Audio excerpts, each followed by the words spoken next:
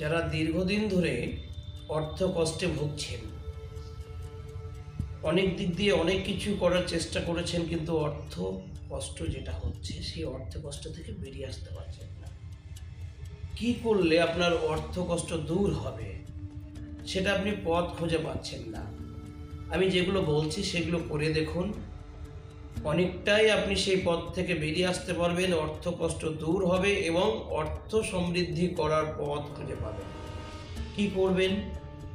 আপনার বাড়ির এঁঠো খাবার বা উচ্ছিষ্ট খাবার খায় না এমন একটি কুকুরকে চিহ্নিত করুন এবং সেই কুকুরটিকে বা এই ধরনের কুকুর যারা আপনার বাড়ির এঁঠো খাবার খায় না, সেই কুকুর চিহ্নিত করে আপনি আপনার বাড়ির খাবার সেই কুকুরকে খাওয়ান।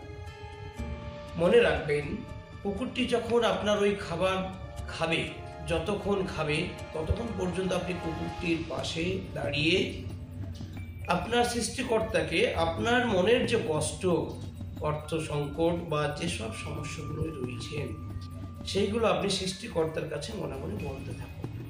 এইভাবে কিছুদিন খাবার খাওয়াতে থাকুন কুকুর ওই চিহ্নিত করে, দেখবেন আপনি সুরাহা পাবেন, আপনার অর্থ কষ্ট লাঘব হবে, আপনি সঠিক পথ খুঁজে পাবেন যে আপনার অর্থ কষ্ট কিসে কমবে, সেই পথটা আপনি খুঁজে পাবেন। যেগুলো বললাম এগুলো করুন, উপকৃত হবেন।